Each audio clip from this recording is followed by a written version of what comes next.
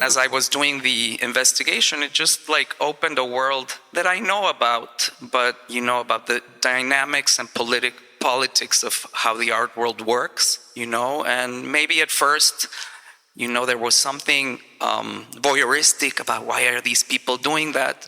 But then I decided that I wanted to be empathic with them and understand where are you coming from? And it's not different from where I was coming from when I went to college and wanted to get free food. And sometimes there's these amazing openings and you get free drinks, free champagne, and you're like, woo! But, and there's a moral compass in saying that you need to see the show. And that's what my work is about, like these contradictions, which I'm not trying to find the good or the bad or the who's right or who's wrong, but more, it just gives me an understanding.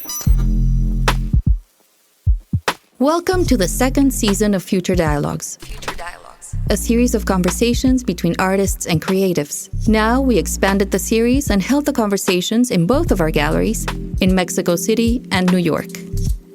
Inspired by the range of artists we work with, who are from different generations, and a rich history of artistic collaborations, Future Dialogue centers on the exchange of knowledge and ideas to benefit the creators of tomorrow.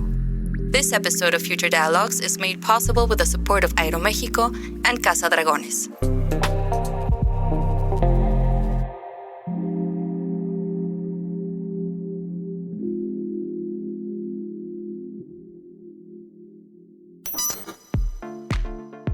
In this, the first episode of the second season, we present a conversation between Miguel Calderón and Magalí Arriola about the artist's career and his role as a seminal figure in Mexico's independent art scene.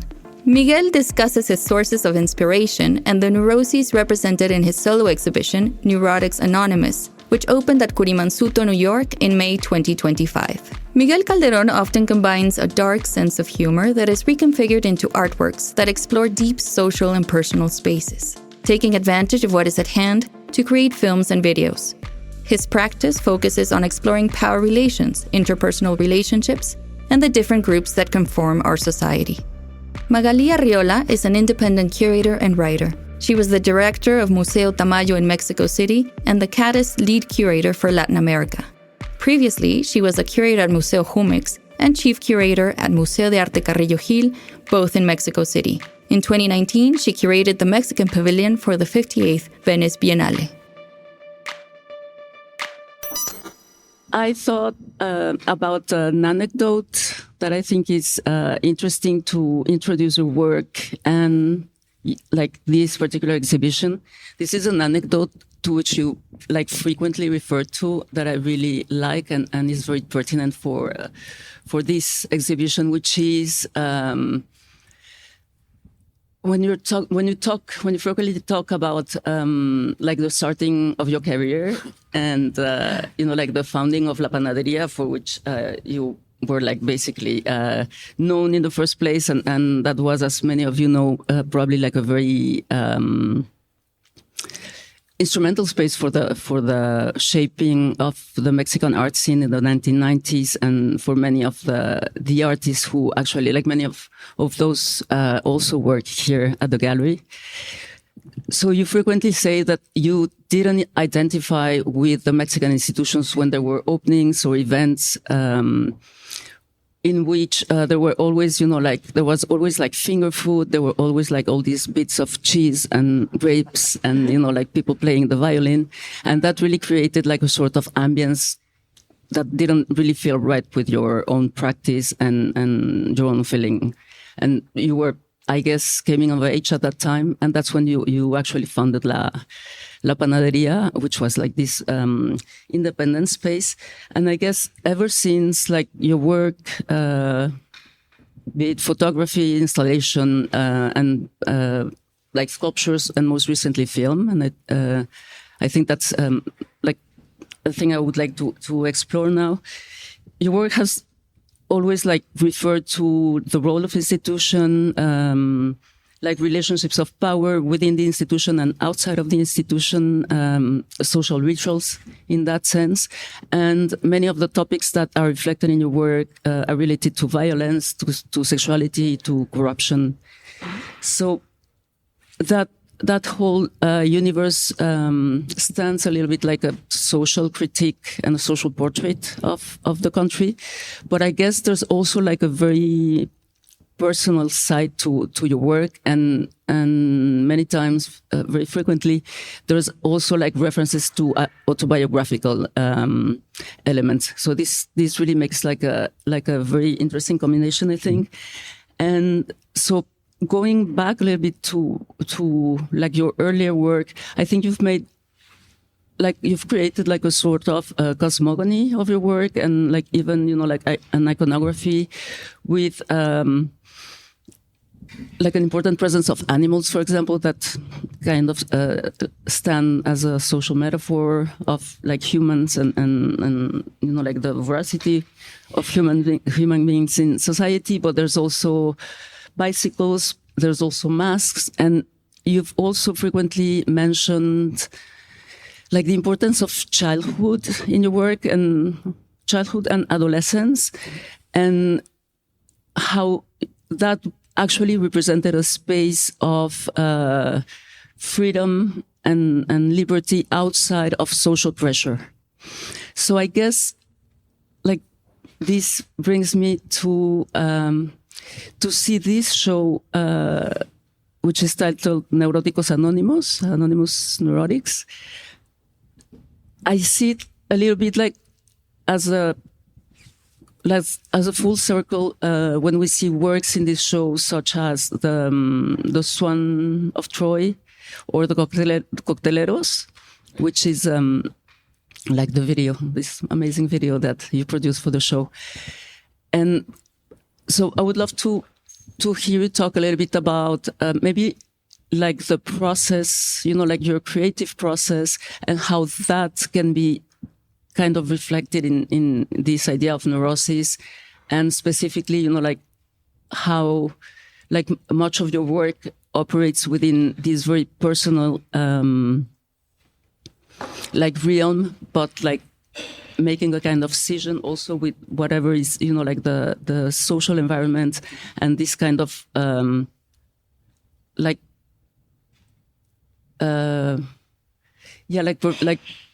perversion of vision in a way, and how it kind of splits with reality. Well, you make it very easy for me.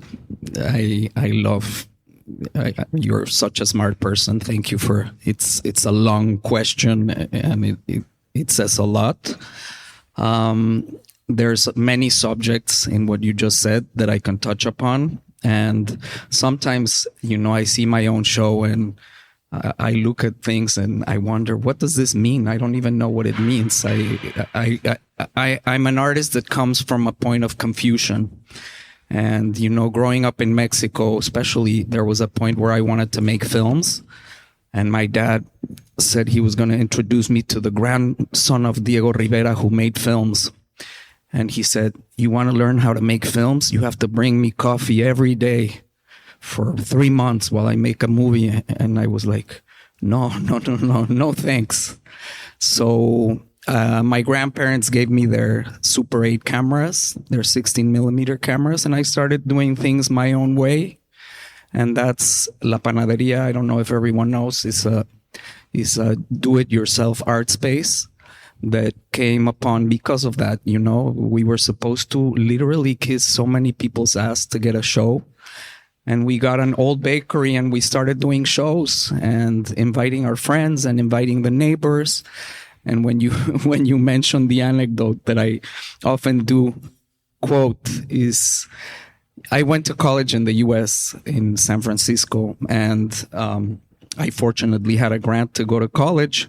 And this is a fact. Everyone my age, every time there was an opening, everyone would run and eat as much crackers, cheese, and grapes as possible. That was dinner. So that was a way of surviving in a way. There's so many subjects here, so I'll try to pin down one at a time. I guess I'll go to the video, which is called Cocteleros. I often have this issue that is so contradictory. I say, I'm never going to do an art piece with a gun. And 3 months later, I'm doing a piece with a gun because I don't like violence, but all of a sudden a gun is required. Or I'm never going to do an art piece that quotes art. I always felt it's like a snake biting its own tail.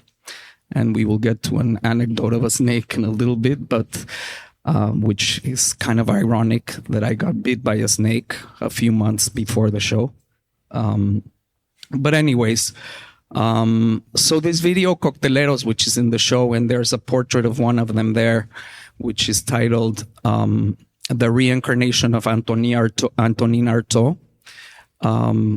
I feel, I discover so many things day by day, and with photography more than anything. And even with these pieces, I see them and they reveal so many things I don't know. It's like kind of a mental equation.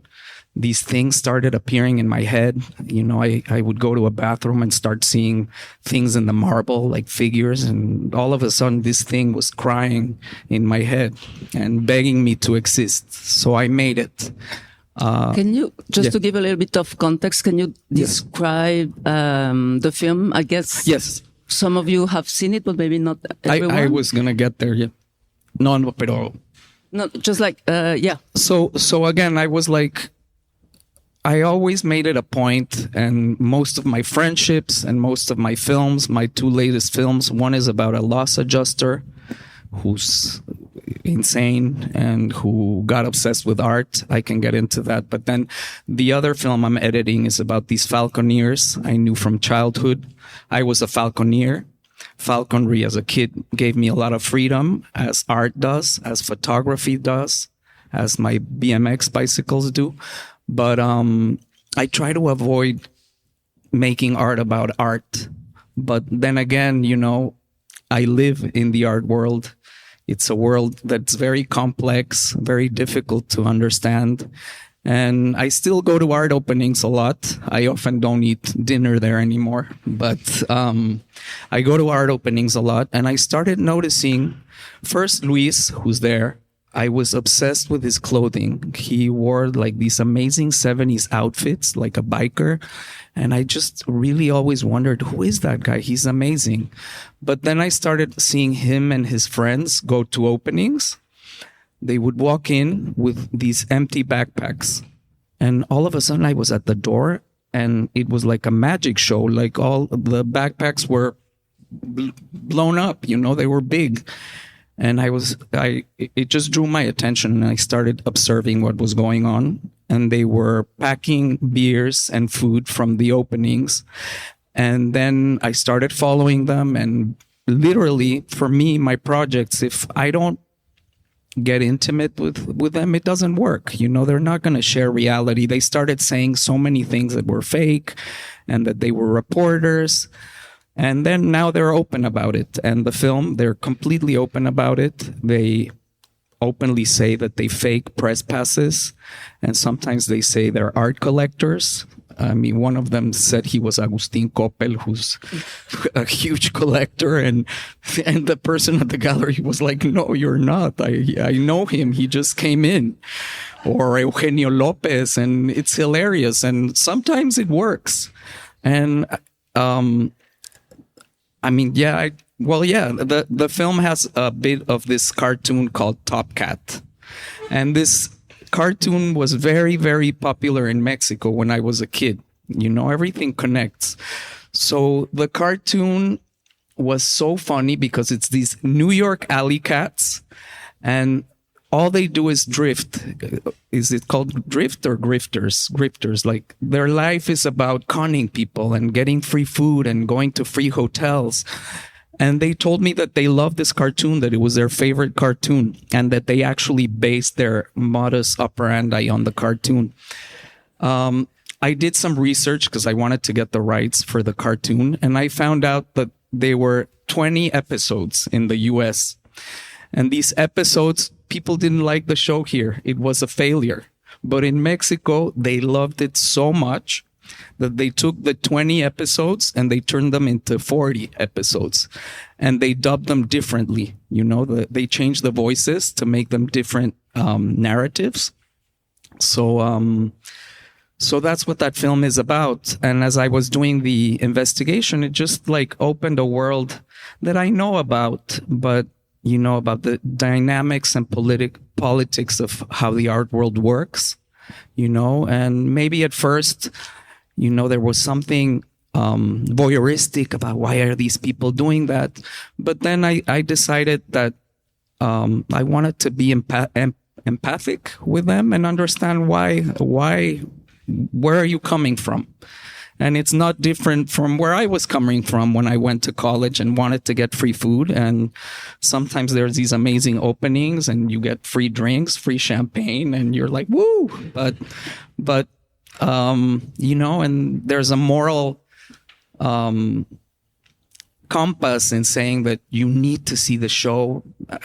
I mean, and that's what my work is about, like these contradictions, which I'm not trying to find the good or the bad or the who's right or who's wrong, but more, it just gives me an understanding. And so, of course, yes, it's about the art world, but like this film made me think a lot about another film, or like short film, Chameleon. Is probably like the starting point for this new film you're working on that you mentioned before. Mm-hmm. And as you just said, there's of course like a sort of like social critique of like this kind of situations, but at the same time there is a big empathic, like gaze on these kind of characters that live at the fringe of society, And in the case of Chameleon, that's one of my favorite films, as you know. And so it's like the story of this bouncer that has like a falcony. And so it's basically like a sort of interview that you managed to do with him. Mm-hmm. Like a voiceover on this magnificent footage of him and his relationship, which is very particular with his falcony, that is almost like kind of erotic, I think. So, like one question would be, like how do you manage to establish that kind of complicity with these characters? I think it's you've also like frequently say that you don't really believe in the documentary form. And I think like your videos mostly, they're always like at the border of like reality and fiction. And this probably comes from like this kind of complicity that you establish with your subjects. Can you talk a little bit about that? Yeah, my favorite art teacher, George Kuchar, I don't know if people know him. He was, for me, milestone in art making. He was the first person I ever saw doing a selfie with a video camera before it was fashionable. But he was recording everything all the time, and he made me understand that films don't necessarily have to be big productions. And he was the first person that made me aware of the fact that when you put a camera in front of people, they start acting different. That, you can say it's a documentary, but a camera makes you conscious. And again, you're very good at guiding my train of thought, because Chameleon, he's a falconer I've known for many, many years, in my 20s.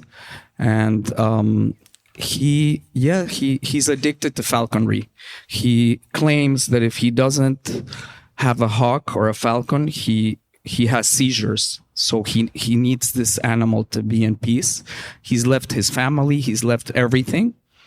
And the story for this film, and it relates a lot to the gallery too, I wanted to make a feature film, but we've been mediating with having video work in the context of art. And it's a good case of a video that I wanted to make into a feature that works very well on its own.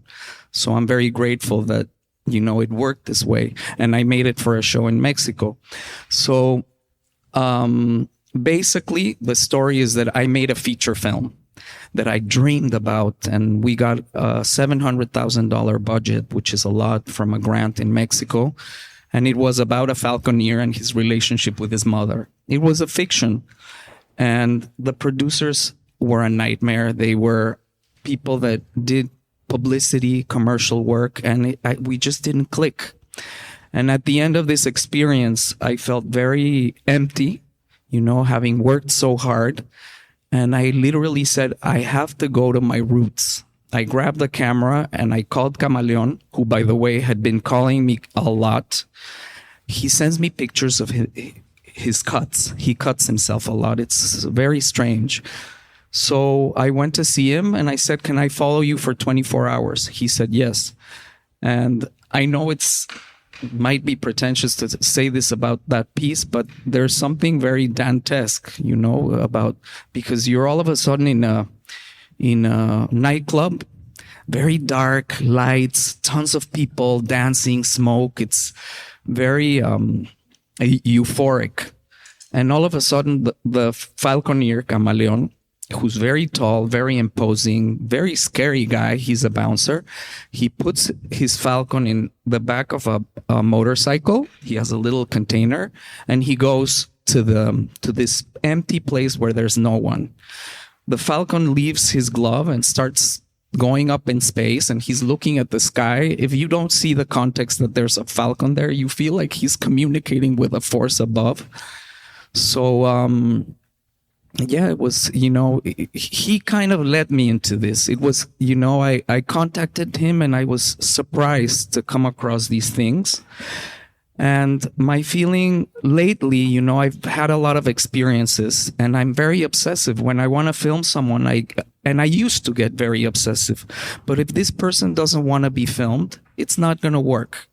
So I was telling you yesterday, this film, The Cocteleros, what's really insane about it is that I didn't find them. They found me. I was interested with the subject and I had a few crews. It wasn't even one crew. Go investigate the art week in Mexico. And all of a sudden I was like, did you find someone? And they're like, yeah, they found us. And they wouldn't go away from the camera. They wanted to be in the camera. So here we are. Yeah. You also mentioned something really interesting yesterday, which was the fact that they pretend to be journalists. Mm-hmm. And as soon as they were close to you when you were filming them, they were basically now using you and using the camera as like a proof of them being journalists. Yes. So again, like this going back and forth. Very, very funny. Like all of a sudden we're shooting them. We're very quiet in the background. It's sometimes hard for me to go because I know a lot of people in the art world. So now they're like, we're with Miguel. So they go in. So I have to hide. But now their new modus operandi, which I think is why they're so happy making the film, is that they have a film crew behind them. And everywhere they show up, they're like, we're with our film crew. Can we go in? We're from the press. And so they're gaining more and more access. And this is becoming part of the film. And there's also something I would love to touch upon that relates to this. There's always this kind of like sort of mise en abîme in your work where again, talking about like like the border or where the border is of, like fiction and documentary. There's in many of your works, there's like a reference to your own work. So like or like your own like situation, let's say, So in this film, they're just like looking for like an event to which to attend. And then of course they mention, like Kurimansuto, there's like an opening at Kurimansuto and you're basically filming them. And then there you go. When you were working on this other film, El Ajustador. Loss Adjuster, yes. Which is, we're going to do the publicity. It's showing at FICUNAM, the University Mexican Festival on Saturday, yes. This Saturday. Mm-hmm. And coming back to Birds of Prey, that the point of, you'll correct me if I'm wrong, but the point of departure of that film is like this person who is a falconer. No, el ajustador. The loss adjuster. The loss adjuster, who actually walks into a show gets like fascinated by one of your photographs, this very known photograph that says Acapulco, and there's a vulture there. And he sorts of identifies with the vulture because he's having like this very hard moment at grabbing with his reality, which is like dealing with all these like catastrophe that just like happen around him. So you end up telling his story, but like through your story in a way. This is Jose's fault. He introduced me to this loss adjuster, and he bought a photograph of mine, and he asked me, "Hey, I love your work. I hate my work as a loss adjuster." He has to go to sites where there was an explosion. He has to determine if it was real or not. He has to deal with the worst people, horrible corruption every day. And he very naively said, "Hey, would you please introduce me to the art world? Take me to openings. I want to meet all these people, very glamorous." And I was like, "Sure, but with one condition. If you show me your world." So we started going to openings, and I started going to catastrophic sites. And yes, he loved the picture of a vulture. And this picture meant something to me back then, but now it means something completely different to me. It's a photograph of a vulture waiting on the road before you arrive to Acapulco. And it was a little bit about an omen of how Acapulco has become what it has become. But he very beautifully said that, how do you say carroñeros in English? The animals that eat scavengers. He said, everyone hates scavengers and sees them as a very negative animal, but we're part of the food chain. And he said, because he says loss adjusters, we're always waiting for the accident to happen so we can go get something out of it. Finger food again. Yeah, finger food. We became best friends, and it's been a nightmare to finish this film, which is premiering on Saturday at UNAM. A complete nightmare to make this film, but I feel like the way I've been making art is an art of faith. It's an act, not an art. An act of faith. And just a matter of really sticking to doing it until you can achieve it. But there were moments where he was going to sue me. He broke my rib. I don't want to spoil the movie, but I will in a way. His conclusion after making the film is that the art world is more deceiving to him than the world of catastrophes. So that was my learning and his learning, and now he's very distant from the art world. He's my children's godfather and still one of my best friends. And a lot of weird things happened with the cocteleros. One of the cocteleros, Luis, lost a tooth, and don't ask me why I lost a tooth. That's why I'm sitting on this side. So I just lost my tooth. But yeah, there's connections. There's these films, even if I don't want to, which happened with the Loss Adjuster film, which is called the Loss Adjustments. You saw the cut. I didn't want to be in it. I was like, I don't want to be in this film. But in the end, it is a film about friendship.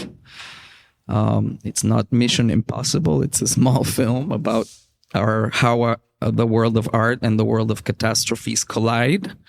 And it's about friendship. And the same with the Falconeers. This movie about Falconeers, which is not out yet, I'm sure 100% that the film would have never been able to happen if these guys were not my friends.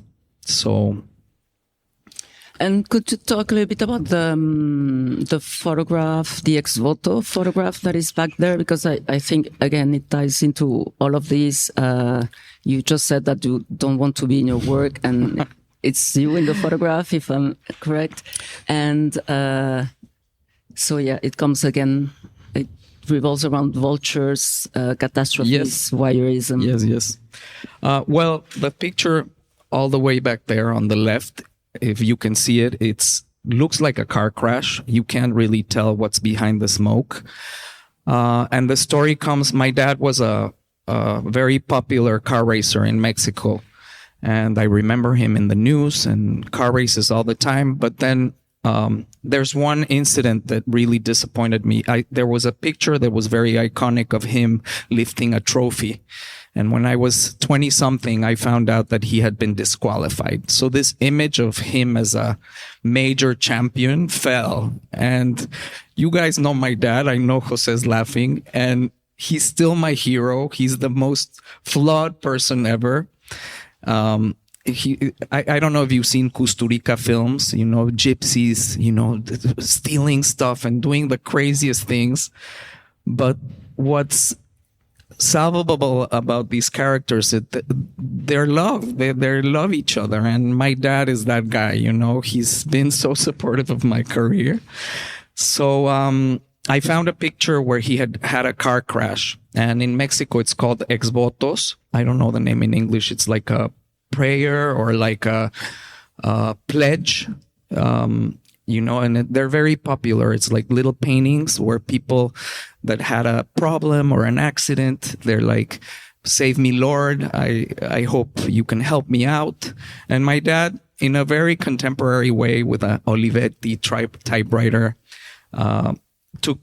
had pictures of his car that had been completely demolished, and wrote, "From this day on, 1974, I'm not racing anymore because I have 2 kids, and I don't want to lose my life, and my life means everything, and how do you say? I don't know if the word's worship, but appreciate life to the fullest."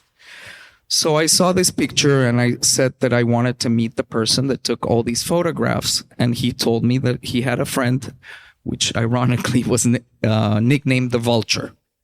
So he was a very cool nota roja, which is alarmist photography of crimes and crashes.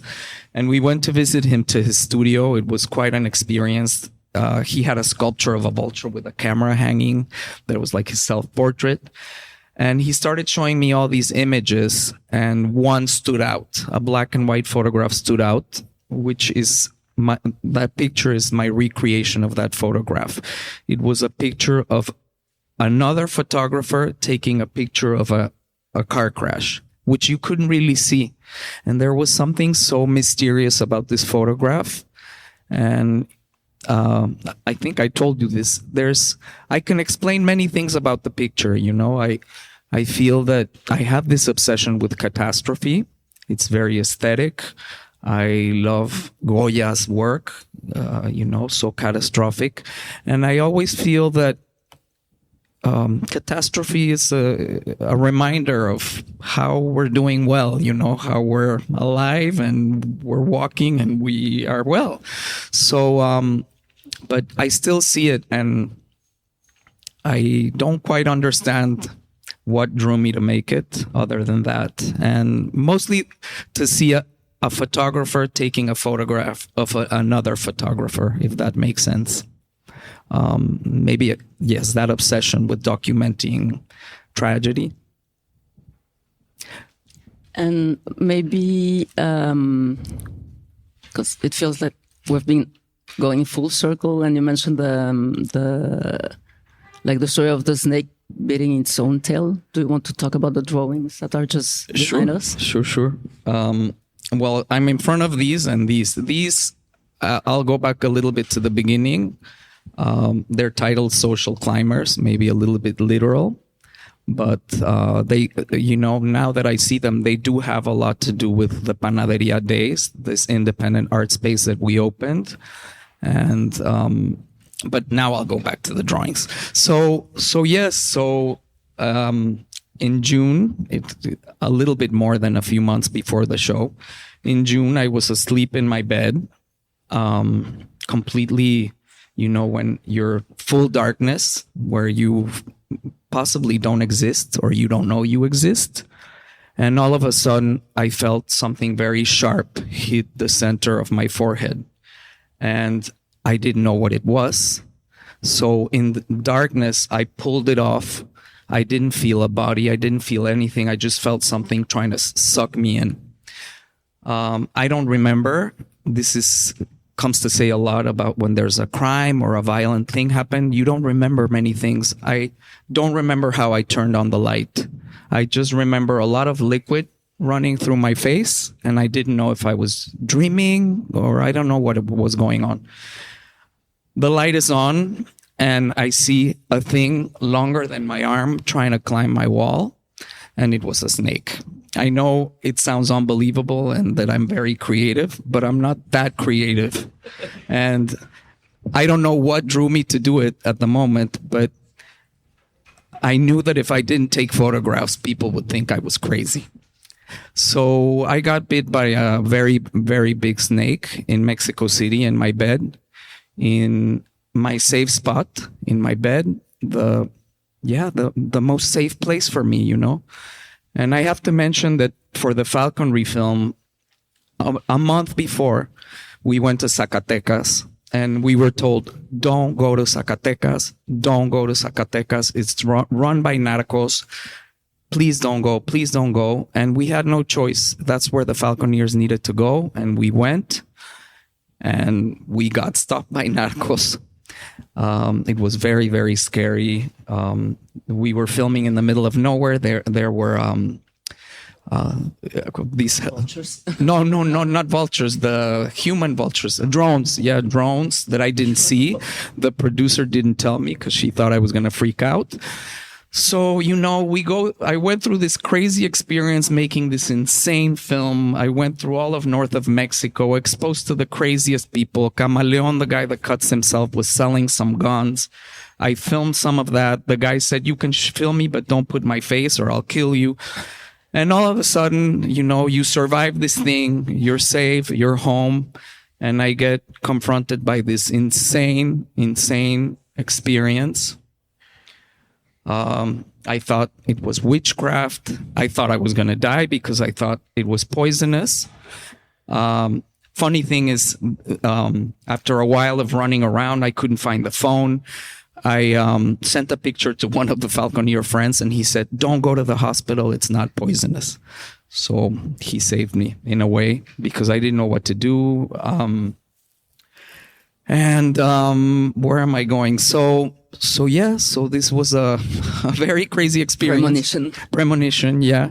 And I always, you know, I made a ring for the show before the snake bit me. That's a snake biting its tail. There's a few drawings here one that I had made before this happened, one I made after it happened. And yeah, I often say that sometimes I feel the art world is a snake biting its tail, but and then, you know, I saw the snake skin below my bed, and then I found out that the poor snake was very hungry, that it wanted to eat me basically. And a few days later, I found out it belonged to a neighbor who hadn't told anyone, but that was later. And the guy very sweetly offered to give me a bottle of wine that was $20. And I was like, no, thank you. Keep your bottle of wine. There was a baby that had come out of the hospital 4 days earlier. So if it had been the baby wouldn't be here. So I don't know why these things happen. I don't know if I'm looking for them. I don't know what it means. I think it has to do a lot with my personal love relationships, maybe, that you can call my psychologist. I don't know. But yeah, it was, and yeah, everything becomes part of the shows. I think, as you said, the autobiographical part, you know, yeah, I start out with something, but then whether I like it or not, it becomes personal, especially when you work with people that end up becoming your friends. So. And maybe one last question before we open it to the public. Your first show in New York was in 1994. Yes. And now we're like 2025. So do you want to talk about that? How does that feel? It was very glamorous. That was very glamorous. I was 24. I'm so thankful that I had that opportunity to be on such a huge stage. But it wasn't so easy, I have to say. But I'd rather have lived that than not, you know? I'd rather have been exposed to this than not. My lesson was that I was at a stage that was bigger than me, possibly, but some amazing things came out of that. And another lesson that I took out of that is that, there was this rhythm of having shows every month, show. Let's do another show. Are you ready? I'm going to your studio. Are you ready to show this? Are you ready to show that? It was wonderful on one side, but the conclusion is that for me, I'm experienced now. I was trained in a very, with blood, I say, I was trained, whatever I did was shown. It wasn't like I had a lot of time to digest things. And that was good in the long run. But nowadays, I consider myself more of an investigator than an artist, or both, a mix.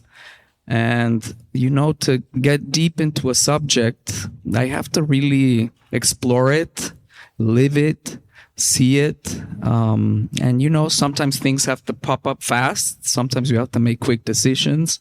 I have to make a play right when I get back to Mexico, and the play is coming out in October, and we haven't done anything. And ideally, I would like a year to develop it. But at the same time, the opportunity has been given, and I want to take advantage to it and seize the day, so. Well, thank you, Miguel. And I don't know if...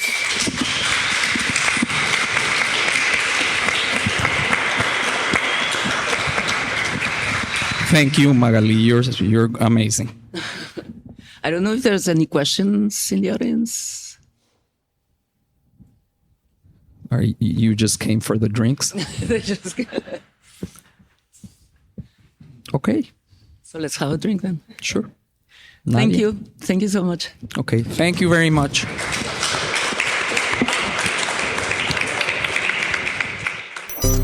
Thank you for listening to Future Dialogues. See you soon.